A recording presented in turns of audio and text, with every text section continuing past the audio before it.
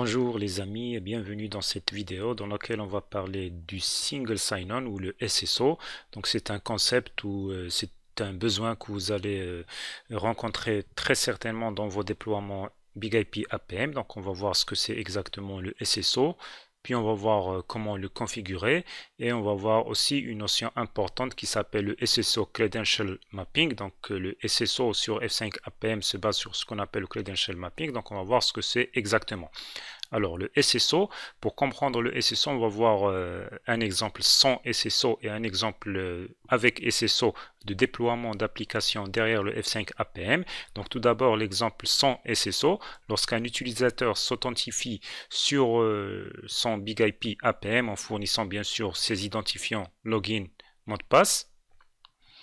Il a bien sûr son portail avec toutes ces ressources auxquelles il a droit.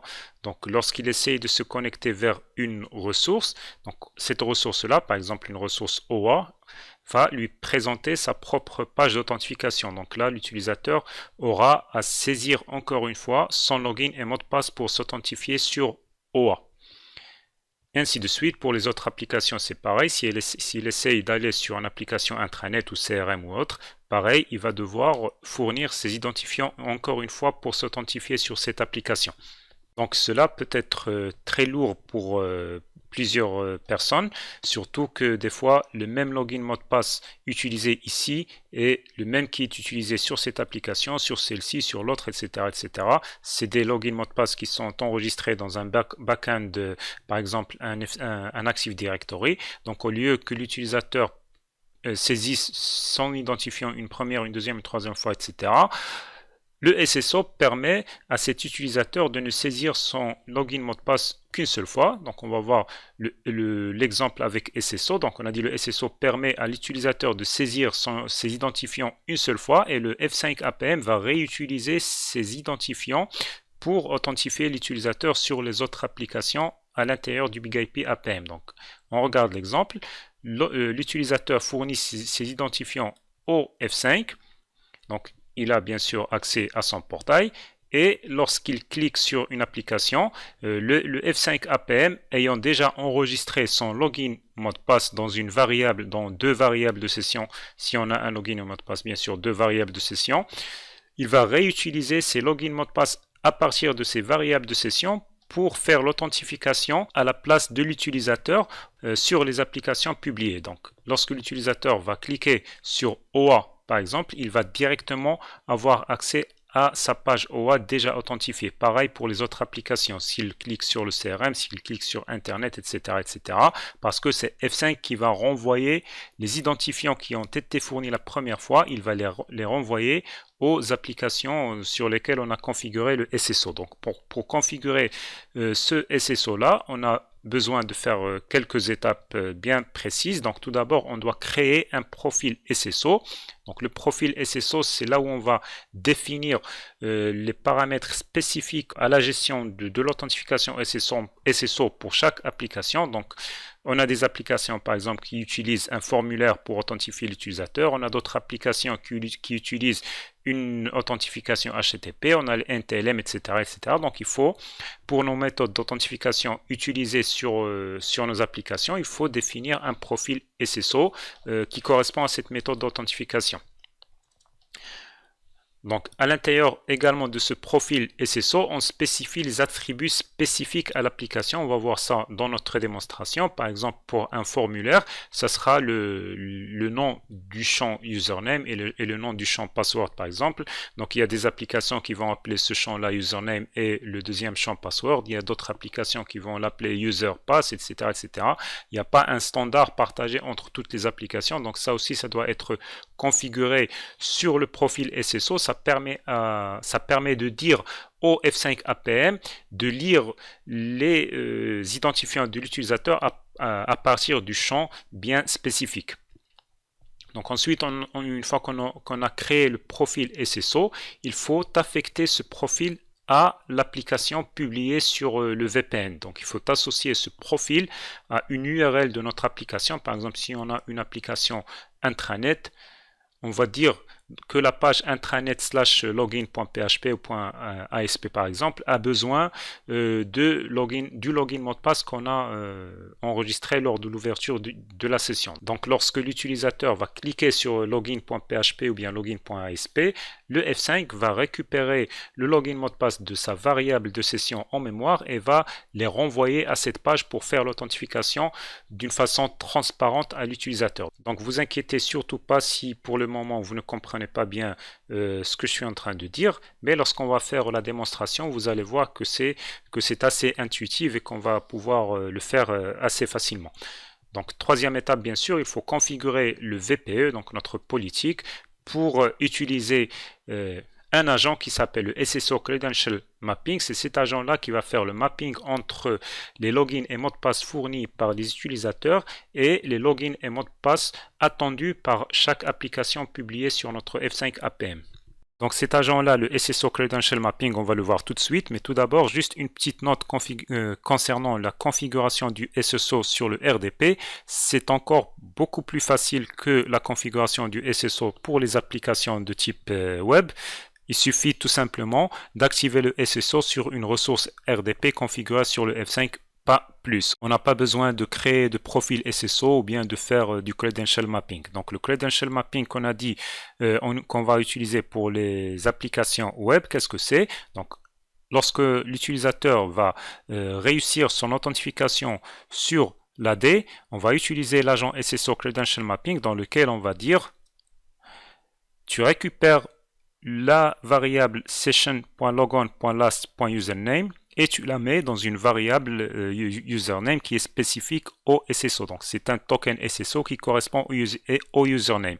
Pareil pour le password, on va récupérer la variable session.logon.last.password et on va la mettre dans un token qui correspond au password. Donc ces deux variables-là, source session.logon.last.username et session.logon.last.password, c'est ce que l'utilisateur a fourni dans sa logon page.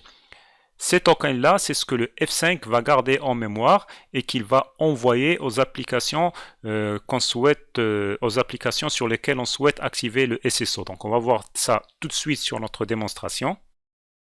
Donc pour faire la démonstration, on va utiliser notre site internet qui contient en fait une page d'authentification. Mais tout d'abord, on va configurer un nouvel access profile très rapidement. Donc je vais le nommer par exemple SSO Lab et je le configure très rapidement. Donc all, on sait. J'édite sa politique. J'ajoute la logon page. Je check les identifiants sur mon serveur AD. Si l'utilisateur réussit l'authentification AD, je lui donne les ressources. Donc on va se contenter pour notre exemple du site interne et du webtop. Je sauvegarde.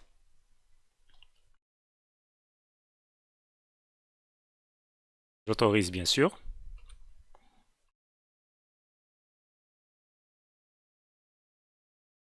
Je sauvegarde ma policy et je l'associe à mon portal VS.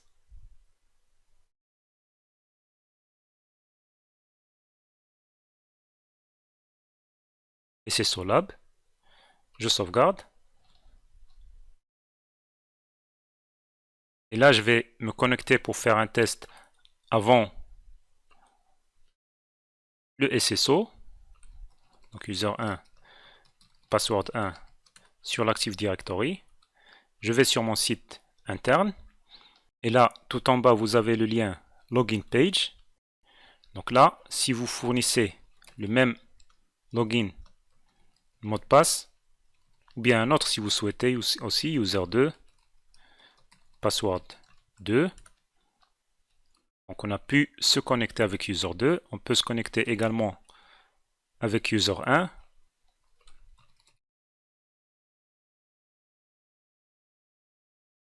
Voilà, donc l'idéal, ça serait, puisque c'est le même login et mot de passe, l'idéal serait que une fois qu'on a réussi notre authentification sur le F5 APM, qu'on puisse activer le SSO pour ne pas avoir à ressaisir encore une fois notre login mot de passe sur cette page d'authentification de l'application interne. Donc on va faire ça tout de suite. On va tout d'abord créer notre profil SSO. C'est dans Access. SSO, Single Sign-On. Donc là, on a tous les types d'authentification supportés par le F5. Donc dans notre cas, ça sera du form-based, puisqu'on utilise un formulaire pour se connecter ici. C'était un formulaire, comme vous pouvez voir ici, un formulaire avec le champ login et le champ mot de passe. Donc on va récupérer certains attributs de ce formulaire et de cette page-là et on va les renseigner sur notre profil SSO. Donc pour cela, on va utiliser l'outil incontournable F12 et on va tout d'abord inspecter ces deux champs-là. Le champ username pour voir son nom, donc il s'appelle username. Et le champ password qui s'appelle password dans notre cas. Donc on va mettre ça dans notre profil SSO. Donc on va donner un nom, donc ça sera site interne SSO par exemple. On ne va pas utiliser de template, donc on a des templates pour OA, on ne va pas les utiliser. Les headers, on ne va pas les utiliser. Donc là, c'est les champs destination. Là, c'est la variable de session qui va contenir le token username et le token password. On va garder par défaut. Et là, c'est ce qu'il faut modifier pour configurer le SSO correctement pour notre page de login du site interne. Donc tout d'abord, la start URI, c'est la page de login. Donc c'est /secure/login/php. Donc on va mettre ça ici. La méthode d'authentification, est-ce que c'est un post ou bien c'est un get? Comment je vais le savoir? Je vais ici, donc je refais mon F12, je vais dans l'onglet Network. Et là, regardez, si j'envoie user 1, password 1, donc avant d'envoyer, je supprime ça. J'envoie, submit, et voilà. Donc c'est bon, je peux arrêter ma capture. Et je vais à la requête d'authentification, donc c'est une requête vers la page login.php. Donc là, on peut voir que dans cette requête, c'est ici, donc c'est la méthode. On peut voir que c'est une requête de type post. Donc je vous montre ça. Donc vous pouvez voir que c'était une requête de type post dans laquelle on a envoyé notre login et mot de passe. Donc vous pouvez voir ici dans les paramètres, on a envoyé le login qui s'appelle username et le password qui s'appelle password. Donc c'est les deux champs qu'on doit renseigner dans notre profil. Donc c'est ici, username et password. Bien sûr, la méthode, on a dit que c'était post. Il nous manque la form action. Donc, form action, c'est quoi? C'est lorsque vous cliquez, ce qu'on vient de voir, lorsque vous cliquez sur le submit, c'est l'action qui est générée, c'est login.php en fait. Donc, lorsque vous cliquez ici sur le bouton submit, c'est l'action qui va se faire. Donc vous pouvez voir ça comme on a vu soit avec le F12, soit en affichant la source de la page.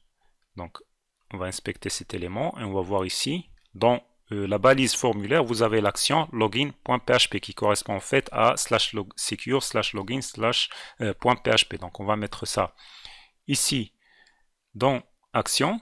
Donc on n'a pas de paramètre valeur cachée, donc on peut confirmer ça aussi parce que des fois vous avez ça dans certaines applications. Donc il faut faire attention lorsque vous envoyez votre login mot de passe.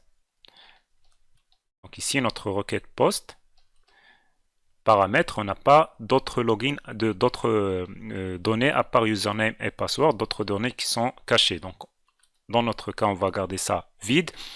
Et successful logon detection, on n'en a pas besoin dans notre cas, c'est pour dire à F5 de vérifier est-ce que le login s'est passé correctement ou pas, on n'en a pas besoin, on va laisser l'application derrière qui est dans le backend gérer le succès et l'échec de l'authentification. Donc je sauvegarde mon profil. Alors ensuite, je dois associer ce profil à ma ressource application. Donc je vais dans ma ressource application déjà configurée dans Connectivity Portal Access. Donc on a dit que c'était le site interne. Donc on a fait une configuration /étoile qui va matcher en fait tout, qui va matcher tout le site. On va faire une configuration, ou bien on peut modifier celle-ci. Au lieu de /étoile, on va mettre /secure /login.php. On va dire à F5, lorsque tu rencontres cette page exactement, donc on peut mettre ici un étoile si on souhaite pour matcher tout ce qui vient après login.php, on va lui dire ici, tu appliques la configuration SSO qu'on vient de créer, site interne SSO. Donc je sauvegarde ça. Voilà, donc ici dans notre portal site interne, on a spécifié cette page-là, on a dit à F5 tu utilises le SSO et tout ce qui ne matche pas cette page-là, il va utiliser les paramètres par défaut. Donc j'applique ma policy. Avant, j'ai oublié ça. Je vais dans mon VPE et je fais le credential mapping. Donc ici, j'ajoute juste après mon authentification AD, j'ajoute l'agent SSO credential mapping. Donc c'est dans cet agent-là que je dis à F5 de mapper le username from logon page qui est cette variable et le password from logon page qui est cette variable, les mapper au champ SSO token username et SSO token password. Si vous vous rappelez, c'était les champs qu'on avait ici dans notre profil SSO. Ici, vous pouvez voir que ce sont ces champs-là, username source et password source. Donc ça sera enregistré dans ces variables de session. Donc je reviens ici, je sauvegarde. J'applique ma policy. Et je refais le test. Donc je me déconnecte. Et je me reconnecte avec mon user 1, password 1 tout d'abord. Je vais sur le site interne. Je vais dans ma page de login. Et là, vous pouvez voir que je suis directement connecté. Je n'ai pas eu à ressaisir mes identifiants. Donc, si je fais le test avec un autre user, je vais toujours à la login page. Pardon, si je fais le test avec un autre user, donc je me déconnecte ici. Et je me reconnecte avec le user 2, password 2. Voilà, si je vais sur mon site interne, page de login, vous allez voir ici que je me suis directement connecté avec le user 2. Donc c'est F5 qui a fait l'authentification à ma place en récupérant mes identifiants et en les envoyant vers le site backend selon les spécifications que j'ai données dans la configuration. Donc ces spécifications-là qu'on vient de voir, c'est un exemple très standard. Donc c'est un exemple que vous allez retrouver dans pas mal d'applications, mais il faut savoir que ce n'est pas un exemple qui va marcher sur toutes les applications. Donc il faut bien adapter votre profil à votre application backend spécifique. Donc des fois, si vous avez plusieurs applications en backend qui utilisent des paramètres différents, des pages bien sûr de login différentes, etc., vous allez devoir créer des SSO profils spécifiques par application et bien sûr vous devez spécifier les bons paramètres ici, la page de connexion, la page, l'action du formulaire, les usernames, le password, les ID des champs du formulaire, etc. Donc voilà pour ce qui est de notre exemple d'authentification SSO. Cette vidéo est terminée, j'espère qu'elle vous a été utile et je vous dis à la prochaine vidéo.